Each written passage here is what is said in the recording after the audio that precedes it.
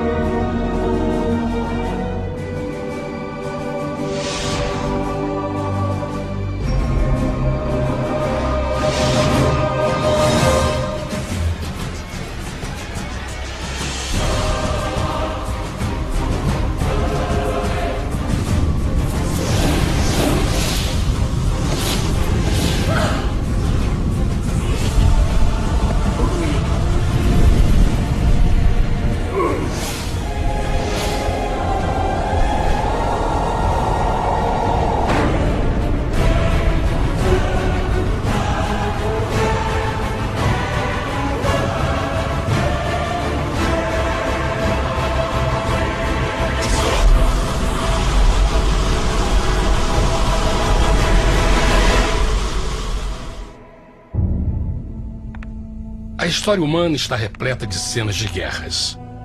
E todas as pessoas já experimentaram conflitos. Mas para entender a origem do mal, devemos viajar ao passado para a Primeira Guerra do Universo. Porque esta guerra não aconteceu na Terra. Antes que o nosso mundo existisse, houve uma guerra no céu. Mesmo as palavras guerra no céu soam como uma contradição. É quase inimaginável para nós que pudesse haver batalhas e conflitos entre as criações de Deus no paraíso. O que pode ter causado este conflito celestial? Graças a um livro antigo chamado Bíblia, temos detalhes suficientes para poder juntar as peças e desatar os nós. Mesmo que trágica, é uma extraordinária e bela história de amor que vai desde o princípio dos tempos até tocar pessoalmente a você, a mim e a cada indivíduo na Terra. Nossa história começa há muito tempo atrás na capital do universo.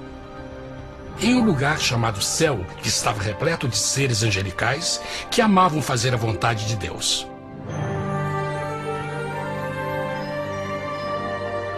Sob o justo e amoroso governo do Criador, todo o céu desfrutava uma existência de felicidade e perfeita paz. O príncipe supremo do paraíso e comandante dos anjos era o poderoso e amoroso Filho de Deus, mais conhecido com o nome que adotou quando veio à Terra, Jesus. Ele tinha o mesmo propósito e pensamento com Deus, o Pai. O céu, sob o comando compassivo do Pai, Filho e Espírito Santo, provou ser um maravilhoso lugar de paz e alegria. Para realizar as ordens de Deus, a Trindade estava rodeada de um oceano virtual de inumeráveis espíritos ministradores chamados serafins e querubins, mais conhecidos como anjos. Estas poderosas e inteligentes criaturas descobriram que a felicidade estava em cumprir as ordens do Todo-Poderoso. Mas Deus criou um extraordinário anjo para atuar como líder de toda a multidão celestial. A Bíblia nos diz que seu nome era Lúcifer, que significa portador da luz. Este querubim foi o maior ser criado por Deus e assumia a posição mais próxima do trono de Deus, estando diretamente sob a autoridade de Jesus. A tarefa de Lúcifer era difundir a luz e o conhecimento da vontade de Deus a todos os outros anjos. Lúcifer foi o mais esplêndido ser criado por Deus. Era extremamente bonito e dotado de enormes poderes de liderança e organização.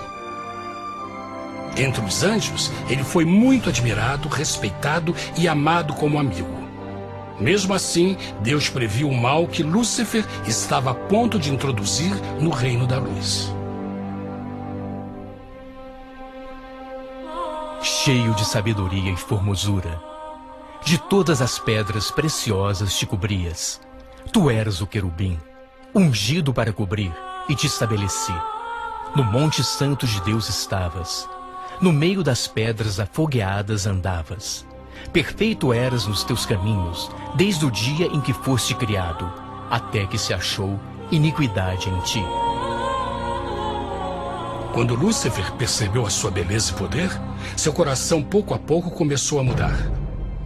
Permitiu que seu enfoque se afastasse de Deus e direcionou seu amor para si mesmo.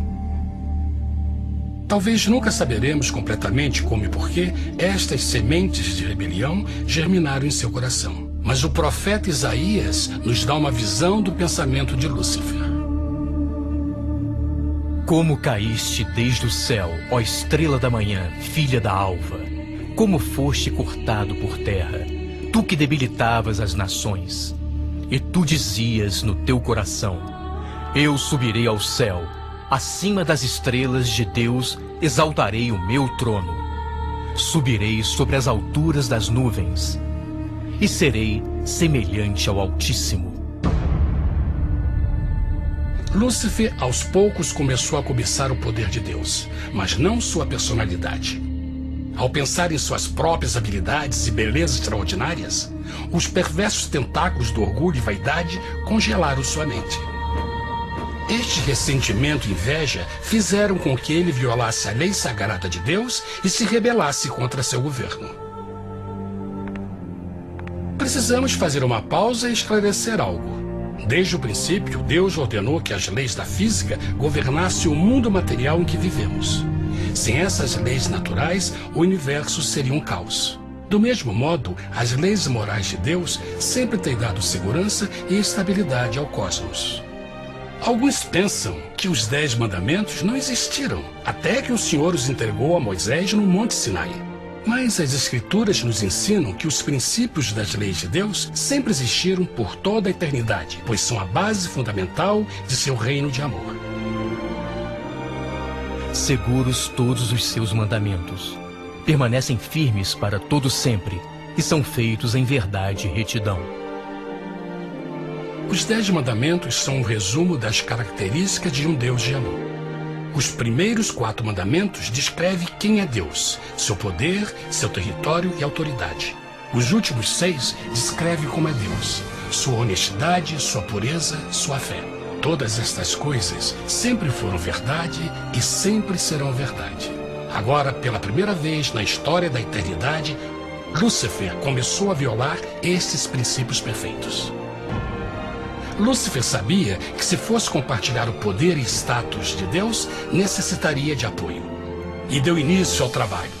Começou sorrateiramente a circular entre os outros anjos, plantando sementes de dúvida e descontentamento a respeito da liderança de Deus, ao mesmo tempo em que, sutilmente, revelava suas próprias virtudes. Ele insinuou que Deus abusava de seu poder divino e suas leis restringiam a verdadeira liberdade e felicidade de suas criaturas. Com seu raciocínio audaz e poder de influência, Lúcifer pôde persuadir a um grande número de anjos a se unirem para seu motim. Talvez se perguntem, como tantos anjos inteligentes puderam seguir esse desertor? Bom, lembrem que até esse ponto nenhum anjo tinha escutado uma mentira. E nesse primeiro estágio da rebelião, os anjos não perceberam a obsessão de Lúcifer em assumir a posição de Deus. Não sabiam que finalmente ele planejaria a tortura e o assassinato do Filho de Deus na cruz com a intenção de ocupar o seu trono. Estranhamente, Lúcifer pensou que poderia ocultar seus verdadeiros propósitos de Deus. Ai dos que querem esconder profundamente o seu propósito do Senhor e fazem as suas obras às escuras e dizem: quem nos vê e quem nos conhece? Não pense nem por um momento que a rebelião de Lúcifer surpreendeu Deus e o pegou desprevenido. O Senhor sabe de todas as coisas e os pensamentos de suas criaturas. Ele entendia exatamente o que estava se passando pela mente de Lúcifer. E piedosamente Deus advertiu o desgarrado anjo do perigo. Mas no final, o orgulho e a vaidade não permitiram que Lúcifer se arrependesse. Então, iniciou a rebelião total contra Deus em vez da humilde obediência. Alguns podem perguntar: isso significa que Deus criou um anjo defeituoso? Não, mas ele criou Lúcifer com livre-arbítrio. Verão que o livre-arbítrio é uma coisa maravilhosa, mas também muito perigosa, incluindo o risco de uma rebelião e a possibilidade de que o amor de Deus seja rejeitado. Vejam que o amor real não pode vir de uma criatura pré-programada e não pode ser forçado, deve ser voluntariamente dado. Por exemplo, mesmo que seja bonito este cachorro robô, na verdade, nunca poderá amar-me. Posso fazer que pareça que me ame, mas só estará seguindo instruções pré-programadas. Não tem opção. Por outro lado, este pequenino está realmente feliz em ver-me. Ele decidiu dar-me seu afeto. E com o tempo, nossa relação se fará mais forte, enquanto eu ame e cuide bem dele. Do mesmo modo, um Deus de amor só quer amor verdadeiro de suas criaturas. E para que isso aconteça, elas precisam ter o livre-arbítrio. A rebelião de Lúcifer é a maior evidência de que ele tinha esta liberdade. Agora, a grande pergunta é: como Deus enfrentaria esta crise? Como lidaria com Lúcifer e com os milhões de anjos que se uniram nessa rebelião? Muitos questionam: por que Deus não acabou imediatamente com a rebelião? Afinal, ele poderia facilmente vaporizar Lúcifer com um raio. Mas isto teria solucionado o problema? Não, pelo contrário. Isso só teria intensificado as dúvidas e suspeitas que Lúcifer havia plantado na mente dos anjos. Lembrem que Lúcifer sabia, como ninguém mais, da engrenagem interna do governo de Deus. Sua destruição seria vista como parte de uma grande armação, e a razão que o motivou a servir Deus teria sido o medo da represália e não o amor. O Senhor sabia, na sua sabedoria, que a melhor forma de enfrentar a crise era permitindo que tudo seguisse o seu curso. Esta seria a única forma de se assegurar que o mal não se ergueria outra vez. Deixai crescer ambos juntos até a ceifa. E por ocasião da ceifa, direi aos ceifeiros: colhei primeiro o joio e atai-o em molhos para o queimar, mas o trigo ajuntai-o no meu celeiro. Na parábola do joio e do trigo, Jesus descreve que um tempo de crescimento é necessário para que uma planta revele sua verdadeira natureza. No seu entendimento infinito, Deus sabia que com o tempo, o caráter real de Lúcifer seria exposto e que os amargos frutos de sua rebelião seriam vistos. Até agora, os cidadãos do universo não estavam familiarizados com o pecado e até onde os levaria. Mas isso mudaria quando eles vissem por si mesmos sua terrível natureza autodestrutiva. Afinal, a sabedoria e o amor do governo de Deus seria para sempre confirmado e o universo estaria seguro. Quando Lúcifer e seus seguidores revelaram abertamente sua rebelião, o Senhor soube que não haveria paz se permitisse que eles ficassem no céu. Deveria impor um limite, entrar em ação e enfrentar os rebeldes. Mas Lúcifer e seus seguidores nunca sairiam por vontade própria ou pacificamente. O passo seguinte foi a guerra. houve batalha no céu. Miguel e os seus anjos batalhavam contra o dragão. E batalhavam o dragão e os seus anjos.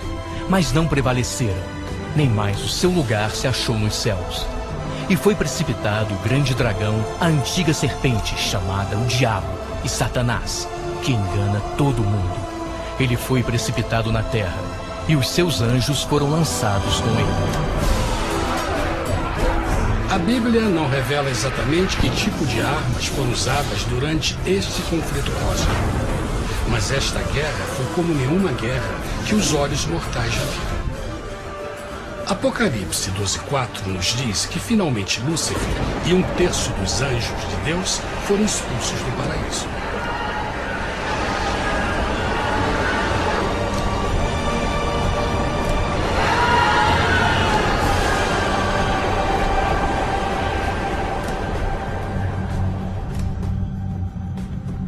Mas e agora? Lúcifer tinha milhões de anjos ao seu lado, mas precisava de um pedaço de chão para continuar sua rebelião. Rápido, muito rápido, o universo começou a entender o quão doloroso e caro o pecado poderia chegar a ser. Mas a guerra não tinha terminado, apenas começava. Lúcifer, o portador da luz, agora virou Satanás, o adversário.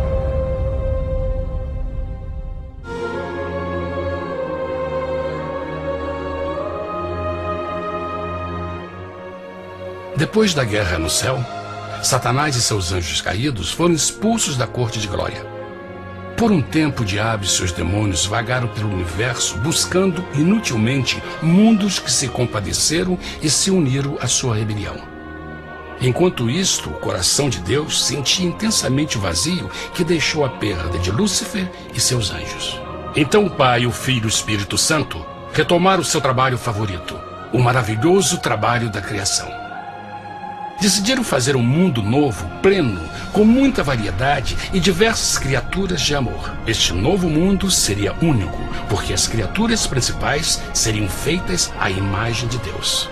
Para eles, o Senhor também daria o domínio deste planeta novo, que conhecemos como Terra.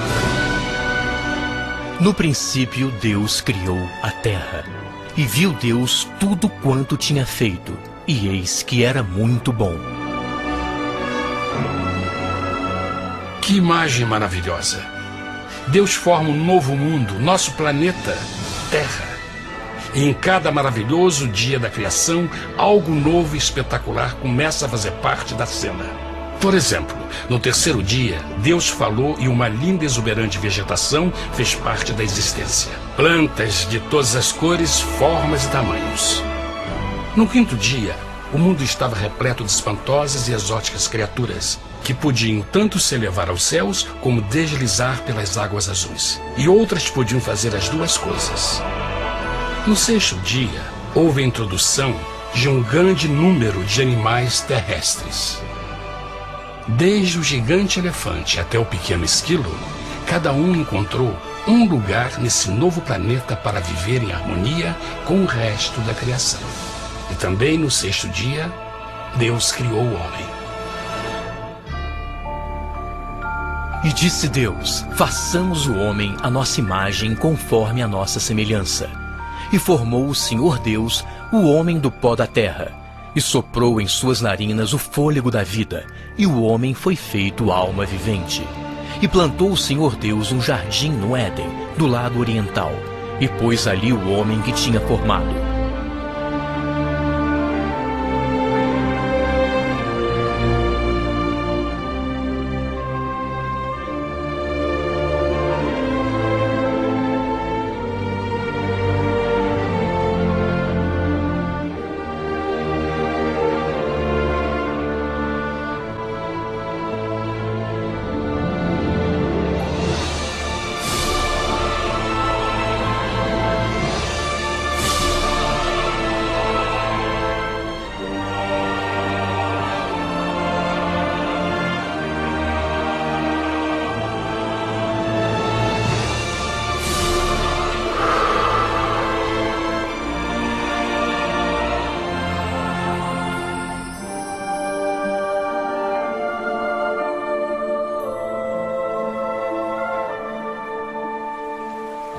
Mas que grande honra ser criado à semelhança de Deus, ser um indivíduo com liberdade de pensamento.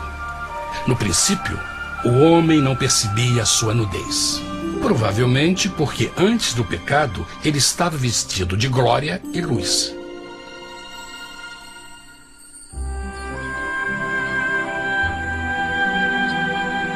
Deus também criou a companheira perfeita para Adão, sua bela esposa Eva.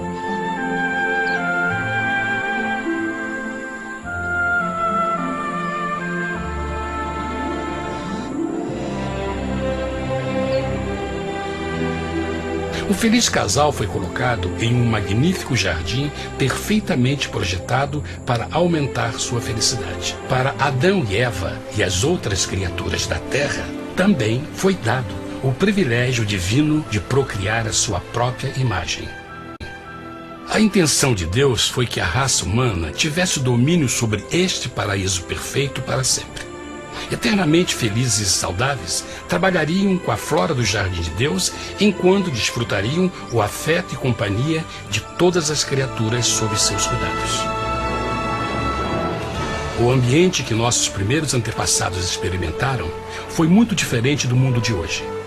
As rosas não tinham espinhos, os insetos não mordiam nem picavam, e os leões e as ovelhas brincavam juntos. Mas a grande bênção era os humanos viverem em perfeita harmonia com seu Criador. A cada 7 dias, Adão e Eva descansavam de seu prazeroso trabalho e gozavam de uma comunhão com a visita de seu Criador. Era um mundo esplêndido e maravilhoso. E esse estado de felicidade teria continuado eternamente se nossos primeiros parentes tivessem mostrado fidelidade com uma simples prova. Mas da árvore do conhecimento do bem e do mal, dela não comerás, porque no dia em que dela comeres, certamente morrerás. Visto que o adversário havia contaminado o universo com sua rebelião, o Senhor viu a necessidade de uma simples prova de amor e lealdade. Lembrem que os anjos bons acabaram de ver 1/3 de seus amigos serem expulsos do céu durante a guerra. Como estariam seguros de que esses novos humanos não se uniriam a Lúcifer e causariam problemas? Então o Senhor plantou uma árvore no jardim, uma árvore cujo fruto não deveria ser comido sob pena de morte. Ao passar por esta simples prova de obediência, Adão e Eva mostrariam a lealdade para com Deus e a fé em sua palavra. Ainda mais, era uma prova de amor. Por isso, Jesus disse em João 14, se me amais, guardais meus mandamentos. Mas alguém mais soube desta prova de fé e estava determinado a usá-la em seu favor. Satanás estava com inveja dos humanos que desfrutavam da bendita vida que ele perdeu. Sua feliz existência estava em total contraste com a sua, que agora estava cheia de culpa, pecado e miséria. Com ressentimento e raiva, não estava disposto a deixar o casal em paz, pois o pecado sempre buscará arrastar a outros consigo.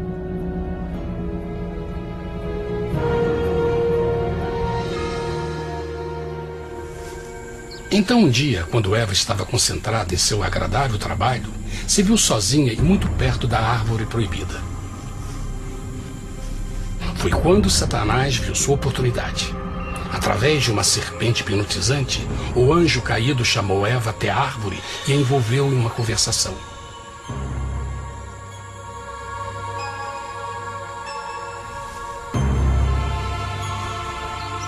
Suas palavras encantadoras foram cuidadosamente calculadas para gerar desconfiança a Deus.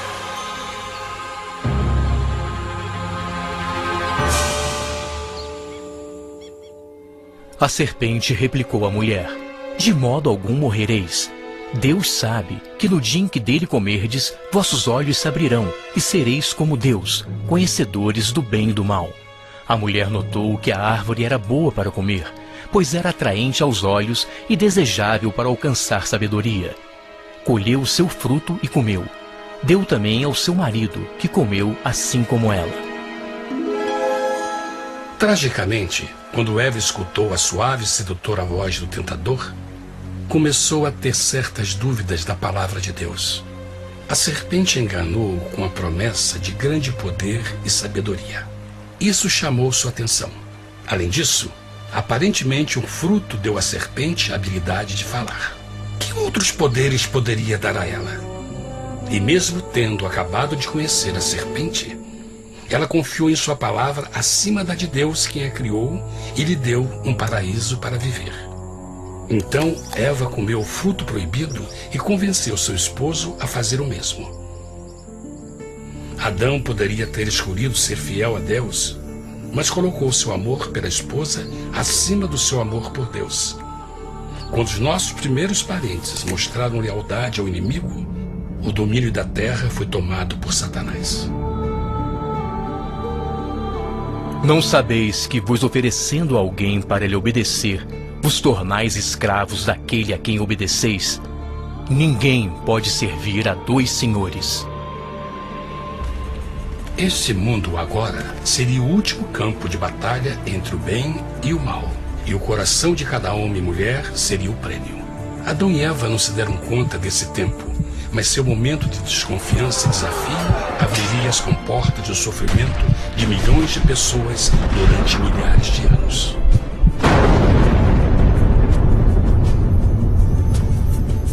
Portanto, como o pecado entrou no mundo por um homem, e por ele a morte, e assim a morte transmitiu-se a todos os homens naquele em quem todos pecaram. Nossos primeiros parentes logo enfrentaram o terrível resultado de seu pecado. Em estado santo, Adão e Eva resplandeciam com túnicas de glória. Depois de pecarem, suas túnicas naturais de luz se desfizeram e eles ficaram mortificados com a sensação de sua nudez. Vergonha e temor tomaram lugar de sua alegria e paz e trataram de cobrir sua nudez com folhas. Agora eles se encontravam sob constante influência do diabo. Ao ceder à tentação, debilitaram sua natureza, e Satanás ganhou poder sobre a humanidade. As pessoas não podiam resistir às tentações do diabo com sua própria força. Por último, e o mais aterrador, se encontravam vivendo sob a pena de morte iminente. Deus havia advertido que a desobediência traria a morte. Já tinha experimentado a morte espiritual. Quanto tempo passaria para sofrerem a morte física também? Nesse ponto, seu futuro não tinha nada mais que escuridão e desespero. Tendo expulsado o homem, colocou diante do jardim do Éden os querubins com o cintilar da espada flamejante, para guardar o caminho da árvore da vida. Como o pecado provocou a expulsão dos anjos caídos de seu lar celestial, agora pela desobediência, Adão e Eva foram tirados de seu jardim, seu lar no paraíso. Tudo à sua volta estava mudando rapidamente, e a humanidade se encontrou suscetível às dores, doenças e finalmente à morte. Até os animais e plantas estavam infectados pela terrível maldição. Os espinhos e cardos agora apareciam em árvores e flores, e os animais que antes eram gentis começaram a se matar e a devorar uns aos outros. O pior resultado foi que o pecado separou a humanidade de Deus. Mas vossas iniquidades cavaram um abismo entre vós e vosso Deus. São vossos pecados que ocultaram de vós sua face, para não vos escutar. Na criação, foram dados a Adão e Eva a honra de falar com os anjos, e até com o Filho de Deus cara a cara.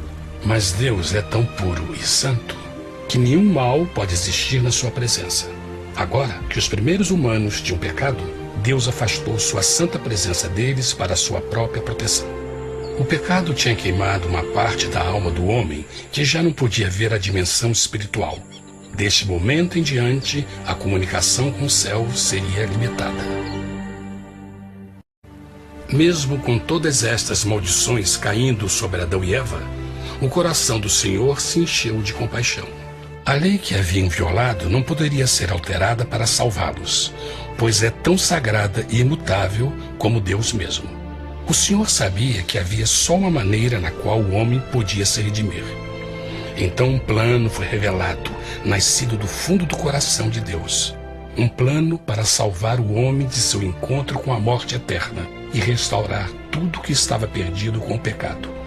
Seria de grande intensidade, alcance e poder, mas seria um plano que também implicaria num enorme sacrifício. O amor de Deus para conosco se manifestou por ter enviado ao mundo seu Filho unigênito, a fim de vivermos por ele.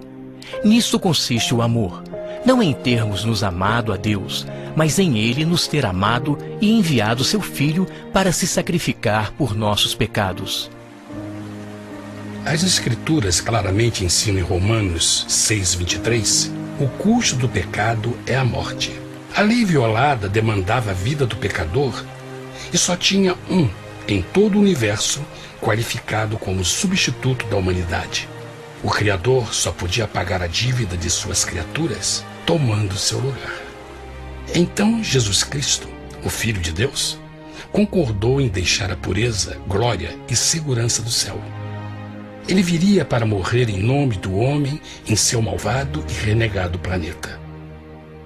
Ele nasceria como um inocente e indefeso bebê, suportaria uma vida de dor e vergonha e mesmo assim viveria uma perfeita e vitoriosa vida. Finalmente, ele teria uma morte humilhante para poder ser o substituto da humanidade caída. Por seu sacrifício, a humanidade incrivelmente receberia uma nova oportunidade de ter a vida eterna.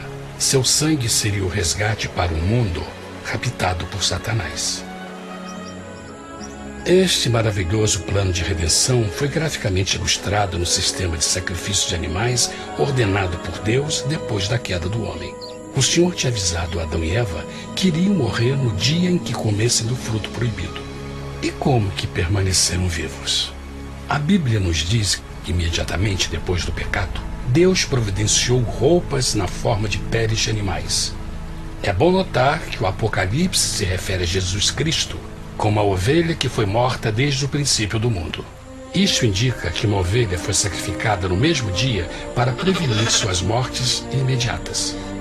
Pela fé, neste sacrifício, suas mortes foram simbolicamente transferidas deles para a criatura inocente. A ovelha certamente era a representação de Jesus. Assim, um raio de esperança foi dado em uma situação de escuridão e desespero. Através do arrependimento e a fé no sangue do Messias, qualquer humano poderia uma vez mais ser filho de Deus. Mas mesmo com este grande plano para a humanidade, Satanás ainda tinha o domínio da terra. E a vida na terra não estava fácil. No mundo haveis de ter aflição, mas coragem, pois eu venci o mundo. Naturalmente, muitos se perguntam, como um Deus amoroso e poderoso permite dores e sofrimentos no nosso mundo atual? Mas está claro desde o Gênesis que Deus nunca quis que nós tivéssemos o conhecimento da dor dessa vida. Quando o mundo saiu das mãos de Deus, a terra era um maravilhoso paraíso. Foi o pecado de Adão e Eva que deu a Satanás o direito de assumir o controle deste planeta. Devido à sua trágica eleição, o diabo e seus súditos ganharam o poder de tentar e atormentar os humanos, introduzindo a doença, a dor e o sofrimento. Talvez fosse melhor perguntar: por que Satanás não tem o controle total da humanidade? A resposta é Jesus Cristo. Talvez já perceberam que a morte de Jesus na cruz deu a cada um de nós a oportunidade de sermos salvos, mas na verdade fez muito mais do que isso. Quando o Salvador ofereceu sua vida para redimir a terra, esse ato poria restrições ao controle de Satanás sobre a humanidade. Satanás não poderia forçar nossa vontade e seu poder de nos ferir seria limitado. O sacrifício de Cristo também nos trouxe um tempo de prova, durante o qual poderíamos ver a diferença entre o governo de Deus e o de Satanás, e então decidir a quem servir. Finalmente, pelo sacrifício que fez Jesus, o reino de Satanás chegará ao seu final, e um dia a terra será devolvida ao homem mais maravilhosa do que era no princípio. Mesmo Adão e Eva tendo começado suas vidas como exilados do paraíso, ainda tinham esperança. Deus providenciou peles de animais sacrificados para se cobrirem. Mas o mais importante, ele prometeu o sangue do Cordeiro de Deus para pagar por seu pecado, se aceitassem Cristo e se arrependessem. Uma grande pergunta permanece: as pessoas aceitaria o grande presente de Deus? Como escaparemos se agora desprezarmos a mensagem tão sublime da salvação? A incrível história que acabaram de escutar é verdade e afeta vocês. Pois, pelo desejo de Satanás de ser Deus e a desconfiança e desobediência de Adão e Eva, todos nós nos encontramos em uma situação perigosa. De um lado, a humanidade foi grandemente favorecida por Deus com uma segunda chance de recuperar nosso lugar no Éden.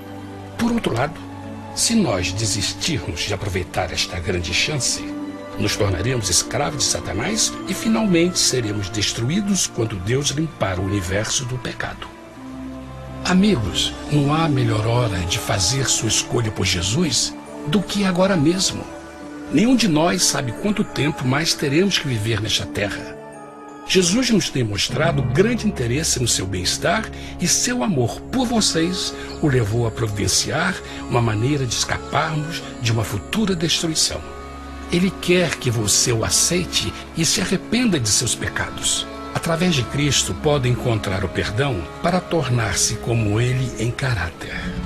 A triste notícia é que Satanás atua de todas as formas possíveis para evitar que aceite o presente da salvação de Deus. Devido à nossa rotina da vida, o amor ao dinheiro ou alguma outra distração fascinante, ele trabalha para manter a todos ocupados e afastados do que, na realidade, mais importa, sua salvação eterna. Para que entendam a realidade da situação e que se você não escolhe a Jesus por omissão, está escolhendo a Satanás. Mesmo que a terrível escolha de Adão e Eva nos traga morte e miséria, vocês agora podem tomar uma melhor decisão. Deus está oferecendo uma paz que satisfaz o anseio mais profundo de sua alma e uma alegria que não encontrará nas atribulações deste mundo. O desejo que tem o coração de Deus é que seja salvo e esteja com Ele no paraíso. Mas o único que pode mantê-lo fora do céu é você. Imagine a tragédia que seria se você recusasse este precioso presente. Você pode decidir hoje e aceitar a salvação que Deus prometeu. Na verdade, nesse momento, pode aceitar a vida eterna através de Jesus Cristo. Posso convidá-lo para que acompanhe agora mesmo em uma simples oração, aceitando sua maravilhosa oferta? Por favor, repita depois de mim. Querido Pai Celestial, venho a Ti agora e humildemente pedir Teu perdão. Senhor, confesso que sou um pecador e violei Tua santa lei. Entendo que a pena por esse pecado é a morte. Acredito que Jesus Cristo sofreu e morreu na cruz para receber o castigo por todos os nossos pecados.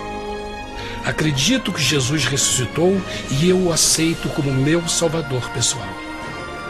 A partir deste momento em diante, Te dou o meu coração e eu o aceito como o Senhor da minha vida. Por favor, perdoa todos os meus pecados e envia Teu Espírito para ajudar-me a fazer a Tua vontade. Te agradeço por Teu grande amor e aceito Teu presente da vida eterna. E eu oro tudo isso em nome de Jesus. Amém.